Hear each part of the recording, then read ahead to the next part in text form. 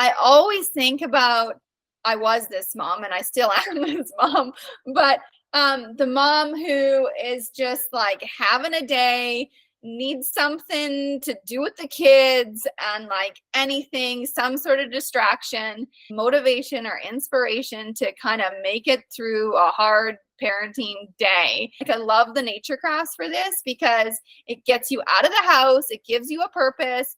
And even if you only go for a walk for 10 minutes to go find the perfect pine cone, it's just like it completely shifts your mood, gets you out of the house, and then you come back, you make the craft, and like your day is completely turned around. And that is always my hope when I share something, that it's, bringing value to people like that. My name is Brandy Hofer, your host of the Color Me Happy podcast. I am so glad you're here. I appreciate your time. Thank you so much. If you want more weekly content just like this, be sure to like and subscribe to our channel. If you have any questions, feel free to reach out on Instagram at Brandy Hofer Studios anytime. I'm happy to chat. That's where I sit. And I'm so glad you're here, and I cannot wait for you to dive in. So give us a like and subscribe and check the rest of our channel out. Oh my gosh. Yeah, you got to. If you want to get anything done effectively, you must start before anyone is awake. Especially in summer, like, as you know, with kids home, it's just like you have all these great intentions, but it just doesn't work. Yeah, help me tie my shoes. I'm going over here. I dumped this. And you're just like, this is actual effing chaos. This is like fight or flight constantly. I remember I was sitting on the step as the other two went to school last year, and I just started crying. I'm not like one of those people who just weeps out of nowhere unless it's like very meaningful. Yeah. But like I just wept out of relief because I didn't realize I was in constant fight or flight mode that whole entire time with 3 boys in the summer. Yeah. It's just, I love their energy. I love being outside, but it's a lot all at once. Oh, for sure. Anybody needs a break, right? We're human. I don't get up at 5, but I try to get up like at least an hour before everyone else, so I can at least have because I have to do online stuff. So editing is such a beast, and I'm trying to grow YouTube, and I'm just like, but it's that hump you got to get over. It's like, once I set it up, once it starts kind of rolling, it might take years on its own, then I can outsource, right? So it's just, it is what it is. But yeah, welcome, Jackie. I'm so glad to have you here. We kind of dove right in. We talked a lot online. Did you find me when I was partnering with all those great DIY ladies? Yeah, I did, and thanks for having me. I think I searched podcasts, and I was just searching names of people that I follow online because I was looking for people to just to connect with. And I think I either searched Jenna or Siobhan. I can't remember which one. And then the podcast episode came up where you had interviewed them about the Bella Brave project. And then, so I think that's when I was like, oh yeah, I think I saw you doing the Bella Brave thing. And then that's when I started following you and connected and seeing your amazing art stuff. That's such a cool story. And it's proof that you can make really great creative friends online, and people are usually typically, in my experience, very friendly. And then it's just this cool thing, and you get to communicate forever, and you can see what they're up to and they can see what you're up to. And it's just it's awesome. It and totally those women are great. Yeah. And it's nice to just find friends and connect with people who have the same interests of you, and you can being online, you can really hone into those from things. Anywhere in the world. Yeah. But where are you? I'm in Smithers in northern BC. Oh, okay, nice. Where is that near? The biggest city would be Prince George. Okay, I'm not great with maps, but very cool.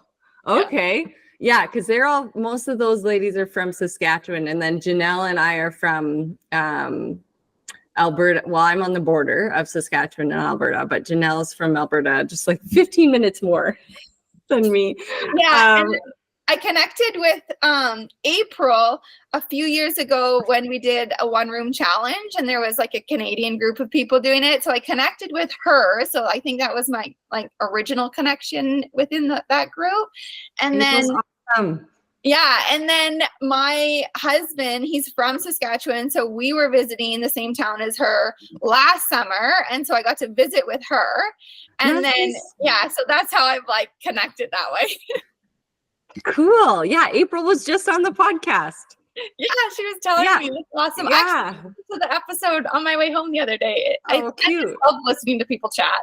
Yeah, it's easy, it's nice, and it just makes you feel less alone, especially as like a parent. You're just kind of in the thick of it, and when you can like drive and throw on a podcast, you're like, oh my gosh, these people are going through the same season of life as me, and they're just as scattered, they're just as busy, they're struggling too, or they're having a blast doing this with their kids. Like it's just it's the coolest thing that we have going on. I think with technology, one of the great perks of it is connection. So tell our audience what you do with your creativity. Yeah, so I'm a content creator, and in the DIY and craft niche. So for me, I kind of create all things from crafts for my kids to adult crafts to home renovation. So right now we're renovating our home. We're going on year 7. But yeah, just basically anything kind of DIY related and creating things. And so I share on Instagram, YouTube, TikTok, Pinterest, and then I have a blog as well. Good for you. Do you run all that yourself? I hired a VA recently, and so they help me with a few things. They do all of my Facebook, and they do my weekly newsletter, and they do some of my Pinterest. And yeah, I do have another gal who helps me with some of my blog posts every once in a while. I'm still kind of navigating that. Like, it's hard to let go of control. I know. And especially when you're building too, right? And you're not 100% sure on how you want things to be. But yeah. Oh, cool. Yeah, I know. I'm like, I have people who basically take my like one form of content and then spread it around, basically. It does help, but it's all my words. Everything is like created by me essentially. So it doesn't get lost in that way. But it took me a while to like get that set up and get that going. So what you want to talk about today is to help the everyday creative, or just the average person at home, maybe like with kids or whatever, or a DIYer who wants to get started, creating things on a budget, essentially. Yeah, and really on any budget, because I especially feel in this day and age and in this world we live in, we're bombarded every minute of every day by stuff and buying stuff and consuming stuff. And so it's very much in our faces, like we need to buy this to do this. We need to have this to do this. But to create, you can create from nothing. Like, you don't need to go buy things. You can look around your home. You can find something. Like, we make tons of crafts out of nature things. Just the other day, actually just yesterday, we were visiting with some friends. We were walking around the park by our house. I took a little basket with me, and I collected pine cones and twigs and things. And I'll make bats and spiders out of them. And just like the simplest things, or, you can dig into your recycling, whatever it is, you can create with anything, basically. Oh my gosh, it's all around all the time. I remember I worked for our local community theater. My job had a lot of things under its umbrella. I was hospitality and marketing. So, which was fun because I already wear a lot of hats in my own business. And that's how I got that job. And I was like, I already do this and this, and I know how to do this. And I also love cooking. And so instead of hiring out hospitality, I always ended up cooking and decorating, whatever. Yeah. And sometimes we'd have like big, whatever dinners, and we need like table decor.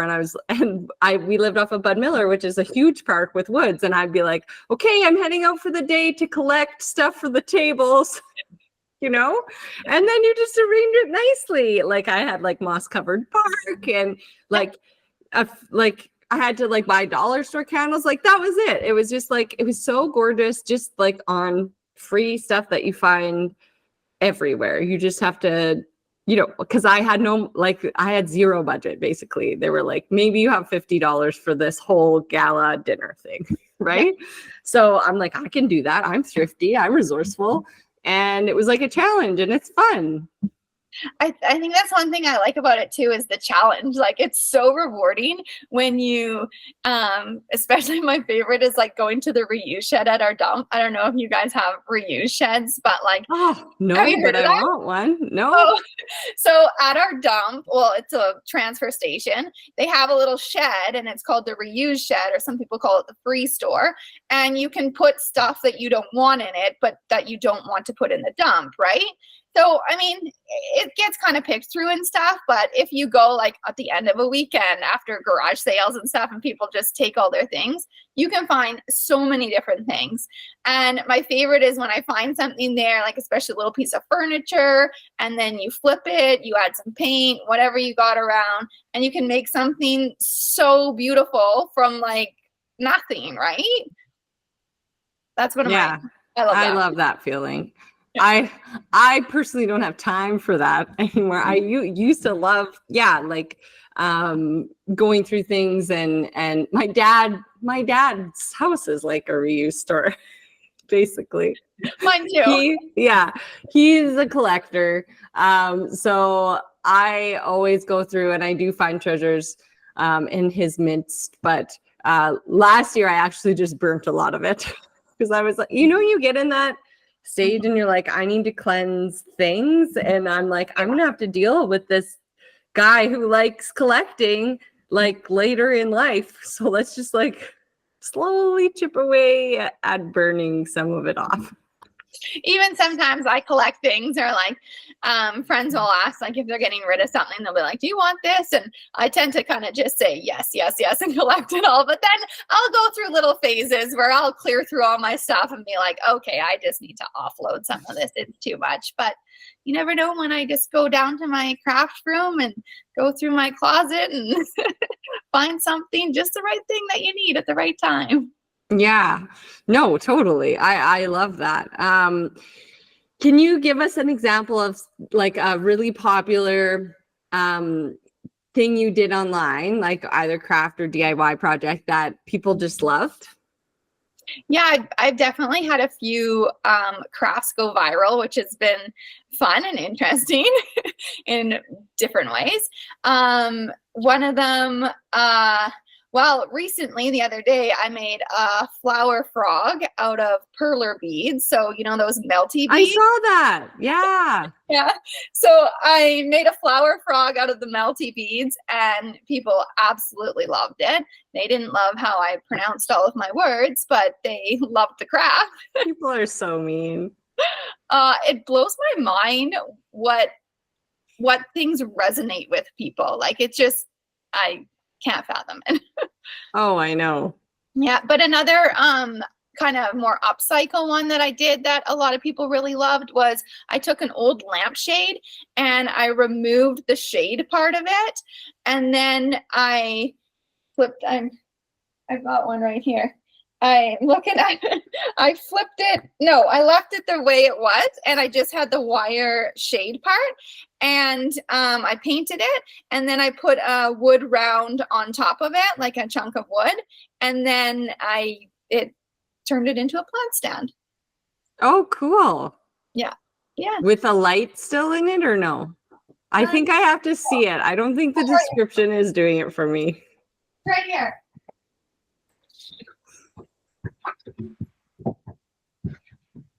Oh, That's so cute. Yeah, So, yeah, that makes more sense. Yeah, I was thinking you took the bait, but yeah. Oh, that makes way more sense. We have Windsor plywood. You would go crazy if you walked into. I always take wood from Windsor Plywood because we own Windsor Plywood in Lloydminster, and there's always those gorgeous pieces of wood there, like cut from different places from all around the world. And I'm always like, I always bring it home like with good intentions, and then I end up taking it back because I'm actually not very. I'm not good with construction, like getting it to be like good quality. Yeah, fair enough. So unless it has to be for like an art show and then I hire it out. But that's gorgeous. That's such a good idea for the wire of and those lampshades are everywhere all the time. And you could do it in a really funky way too. Like, yeah. And I mean, you could spray paint anything. Just make sure with spray painting and with DIY finds, and I think people forget a lot of times, and I actually got a message from my friend because people have a lot of questions for me about paint, and I'm still learning about a lot of things with paint because I deal with murals. So everything's a new adventure every time I do a project, the learning curve. But the basic rule of anything is you need to either sand or prime it first, or nothing's going to stick to anything ever. Like if you have a bike, like if you just spray paint it, the spray paint will come off. If you have an old table, like you gotta get whatever finish is on there because that was made to resist things. And then you gotta either you can stain right on it or prime it and then paint it again. And yeah, my friend just messaged me the other day. She's like, I just painted her card table for this thing. And I was like, she's like, what should I seal it with? I was like, doesn't matter what you're going to seal it with because it's going to peel off if you didn't prime it first. And she's like, And sanding. Everybody hates sanding. Yeah. But it has a purpose. It serves a very important purpose. Yeah, tacky thing because it needs to, the primer needs to adhere to the surface. Yeah. And then the paint adheres to the primer. The paint's not going to adhere. It's like glue. Acrylic paint is like glue. Just think of that like cheap, sticky, or that white glue that dries and just peels off. That's what acrylic paint is, essentially, right? So, that's our big DIYer tip. There you go.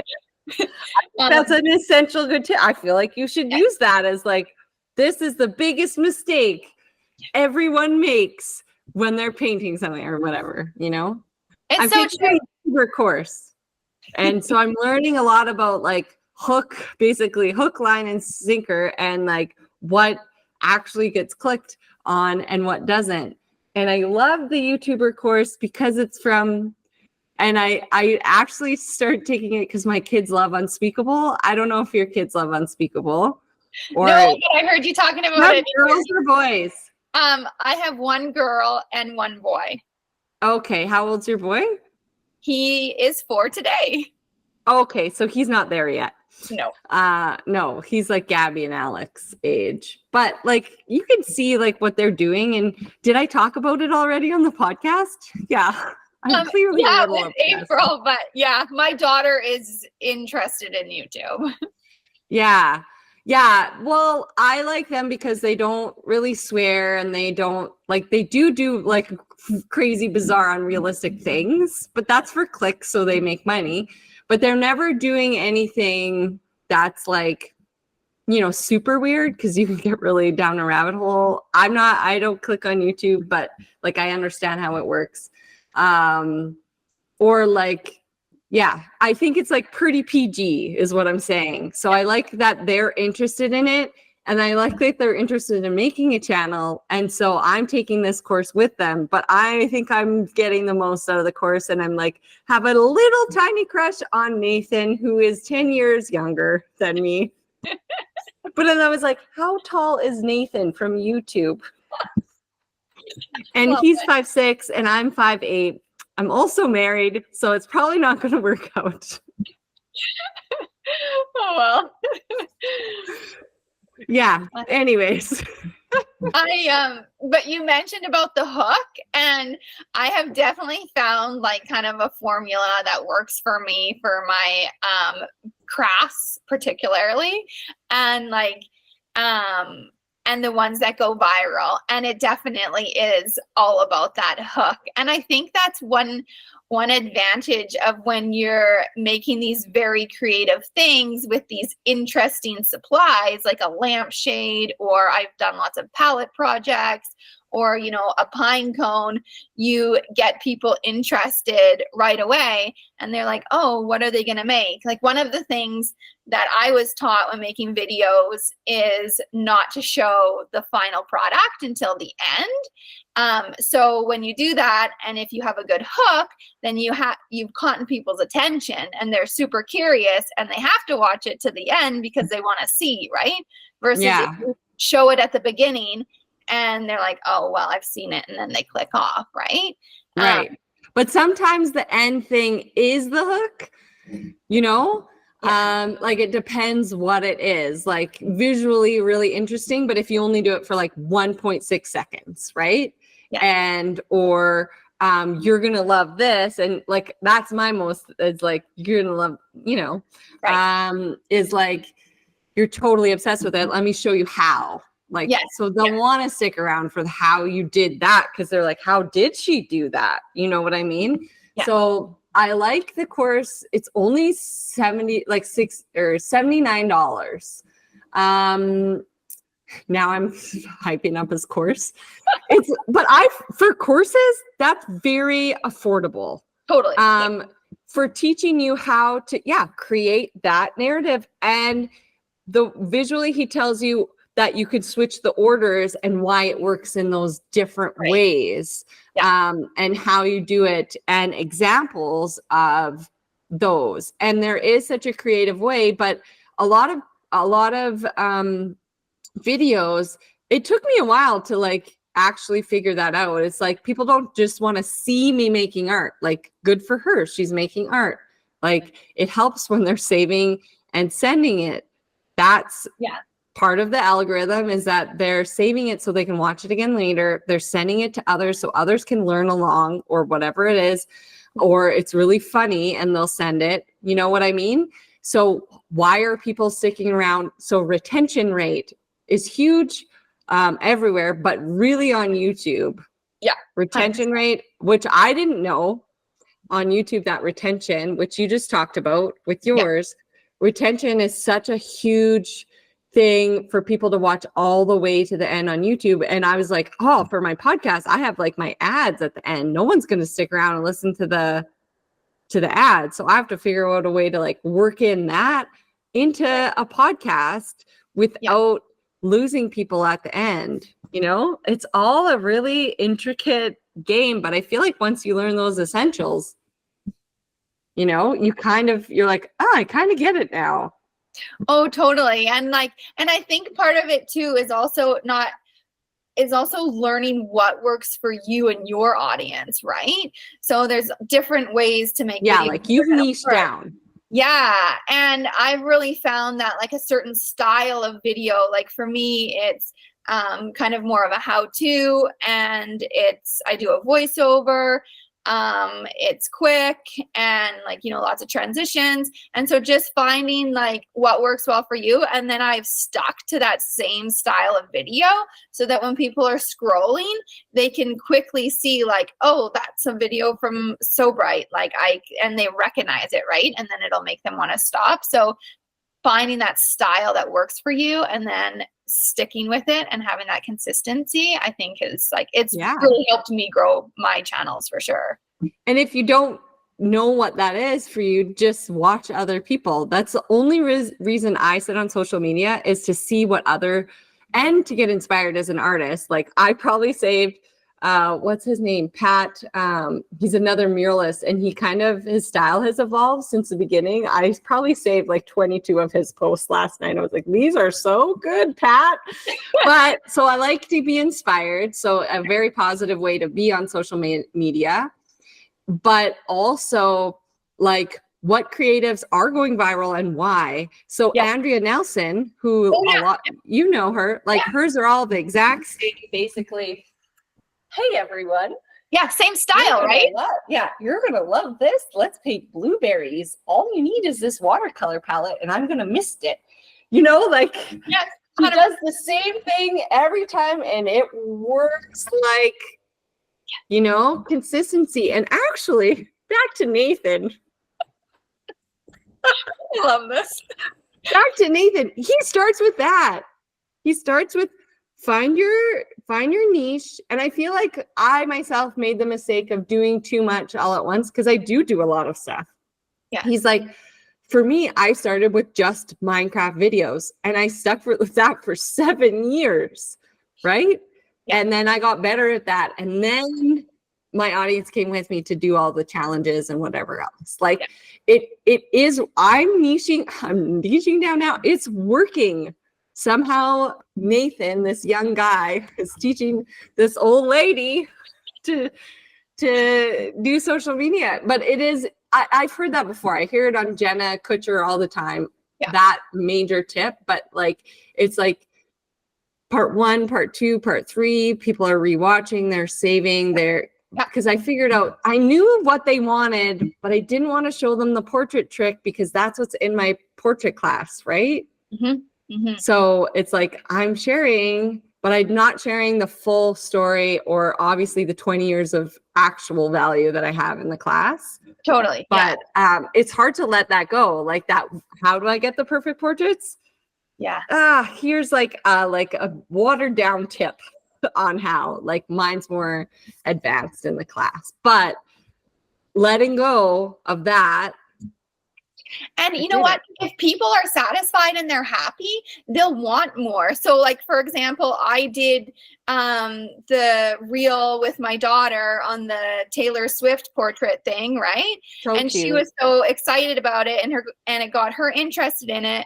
And that's why I asked, oh yeah, you have a class. So, we've done that one thing, but when you like it, then you want more, and people will connect with you and keep coming back. So it's hard to like give those little tidbits, but I truly think that's what keeps people in and keeps people wanting more. And then they'll happily pay for more because they know it works and they know it's good, right? Mm-hmm. Mm-hmm. Like I want more of what this person is showing me. You're totally right. And for you, they stick around because they're like, wow, like I really love that. What else is she gonna like thrift, or what else is she gonna make out of perler beads? Like that is a cool one. I saw that and I was like, if I had to perler bead again, I like have a very small attention span. So perler beading like bugs me when they want to do it. I'm just like, fuck me. And like at least, and then all you get is the character. I'm just like, and then I have to clean it up off the floor a month later. Like there's no real benefit for perler beads for me, but yours had a use. Now there is. Like if they want to sit in perler bead, I'll make that flower thingy. And then next time when I arrange a bouquet, I will have that always. Right? Exactly. Yeah. A useful trick. Good for you for figuring that out. It came to me in the shower and I was just really? It's all you? That's essentially your thing? I was so freaking proud of myself because I didn't see it anywhere. I came up, flower frogs are a thing, but I'd seen people making them out of air dry clay. But then you got to air dry. That makes no sense. I know, and it gets wet and I think they put a finish on it or something. Anyways, it rots and molds. Yeah. We use air dry clay in our art academy, and it's finicky stuff. Yeah. What? So we were into perler beads, and I was thinking what I could make, and I thought of this flower frog, and I just I knew it. I'm like, people are gonna love this. This is gonna be so cool. I can almost predict now what kind of crafts are gonna go viral. And on Pinterest. Have you thrown it up on there? I don't think I've put that one on Pinterest, but that's gonna go. I haven't figured out Pinterest personally. I hired someone, and I don't think they've really figured it out either. But I think that would be a very popular Pinterest one. You should do that tomorrow. I've had some good success with Pinterest. I might have put the video on. I got to get it on my blog post, and then I'll put it on Pinterest so I can link people to my blog because I'm trying to up my website traffic. But I have had have had quite a bit of luck with YouTube Shorts, and I'm now actually starting to make money. So it has been fun exploring. Good for you. Yeah, I haven't gotten there yet, but we're working on it. Oh yeah, it's a beast. It took me years. Yeah, that's what I mean. Like, I've always been on there, but not really like, you know, just putting up course content and material. Like, no, like real, like the other day yesterday. Oh, my days are like, I took my first like cover video. They say cover videos like only need like not a lot of text, just like top 3 elements. Like literally, like you could put hack or fail or like one word or an arrow or something, and like a face, like shocked. I was on a ring road with tons of traffic, and there I am like with the tripod next to my thing, and I'm like, love it. I was like this, and the lawnmower guy kept coming by, and there I am like, I've been there. Who the fuck is this lady?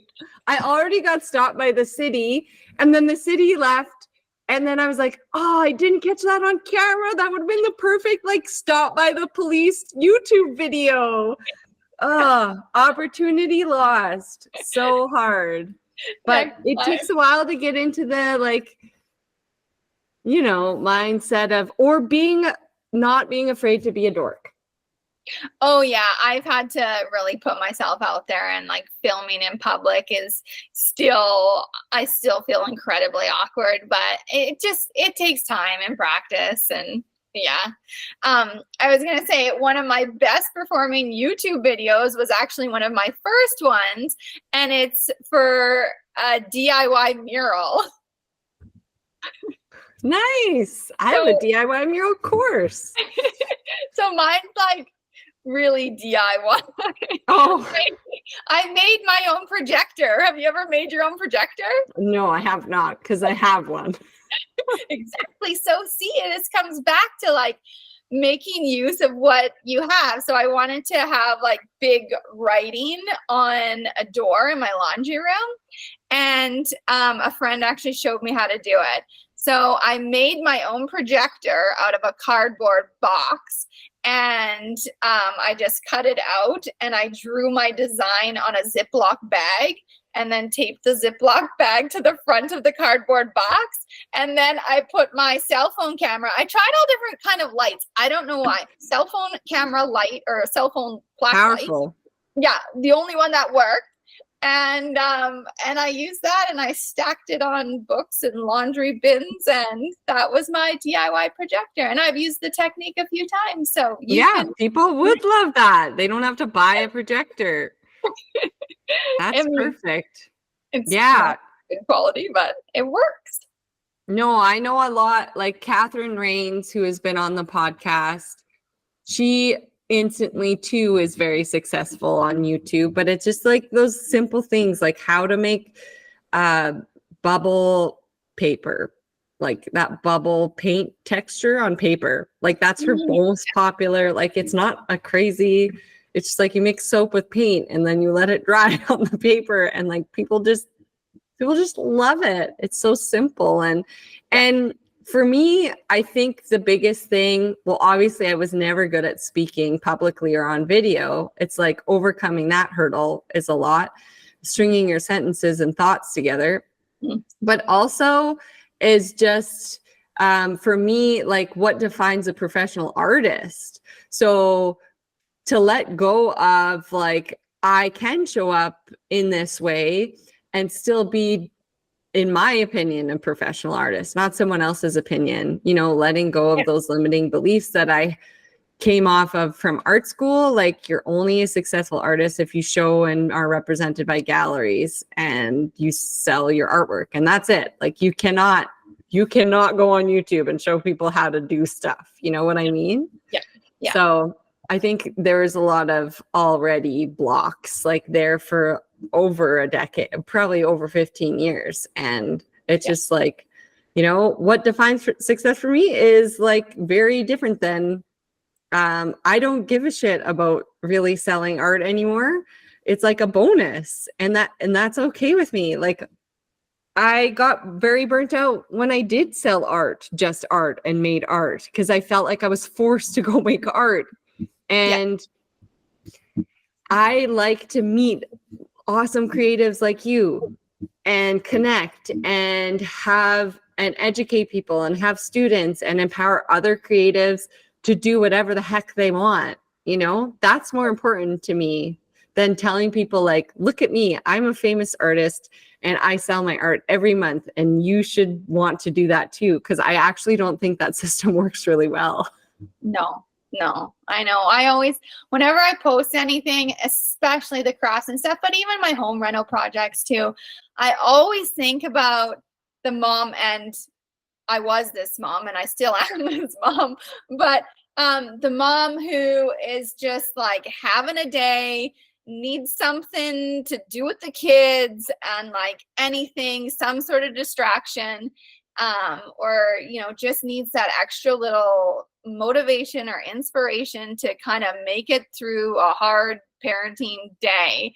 And I mean, I know I've seen different projects, and then especially like I love the nature crafts for this because it gets you out of the house, it gives you a purpose. And even if you only go for a walk for 10 minutes to go find the perfect pine cone, it's just like it completely shifts your mood.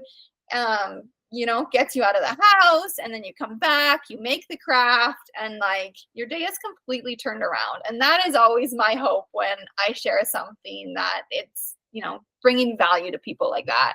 It is. People are spending actual time with their children, connecting in that way. And when you give them a purpose or a task, it's like, oh, we can do that. And they're inspired. So you like have that creative spark. I love our sketchbook project for that. Like it's very popular in the spring because parents are like, what are we going to do all summer? Right. Yeah. And you're giving them things to do. And our sketchbook project is an email every 4 days on like, yeah, go on a walk and get flowers. And we're going to do flower pounding. You know what I mean? It's just like the greatest, easiest, breezy thing to just spark imagination and creativity. And the world needs desperately more of that right now. So I love that you're putting that out there. Oh, 100%. Yeah. Where can everyone find you on all your, well, we know where they can find you, but what's your name on Pinterest and YouTube and everything? Yeah, so I recently just changed my name. It's Sobrighthome. You can find me on all the channels there. For some reason, Facebook will not let me change my name. So they do not. I have the same name from 2007. Really? Okay, I thought it was just me, but no luck, hey? I'm Brandy Lee Hofer, and that's it. Oh, for my page, my art page, anyways. Yeah. It's crazy. Oh, yeah. I don't know. Anyway, so Sobrighthome. My website also is www.sobrighthome.com. And yeah, that's where you can find me. Most of the time I'm hanging out on Instagram though. Yeah, I love Instagram. It actually is like a positive place. And I think like I know people have trouble reaching things and they get frustrated, and I do too. But I actually think, and I'll talk about Nathan one more time. I actually think it connects you with the people that matter. Yeah. That's what's good about Instagram. It connects you with people that you'll be actual friends with. I forgot to ask you our question sponsored by Red Bicycle Communications is describe your ideal, like perfect day in your life. Perfect day in my life? Well, yeah. Today I'd be by myself. I feel so guilty to say, but like I really like alone time, probably because I don't get it a lot. But right now I would love to be alone on the beach, combing for beach glass and walking in my bare feet on the sand, and not a worry about other than what I'm going to find on the beach. That's like perfect to me right now. Yeah. No, that's nice. I know. I'm like, I'll have 2 hours alone and then everyone can join me on the beach after and we can have fun. But Yeah, also maybe I'll good go for food. that. What kind of food would you have on your day? I'm always interested as a foodie. You know what? My daughter always asks me, like, what's your favorite food, Mom? And I don't know. I don't really have a favorite food, just something wholesome, fresh. I don't know. Someone else made it. Somebody else made it. Just like, good whole foods, like not a bunch of fat and junk, and just like something from the garden maybe in there, something fresh and delicious. I know. Yeah. It's the best time of year to eat here in Canada with all our garden season harvest coming. Oh, it's like everything tastes so amazing because in winter it just doesn't.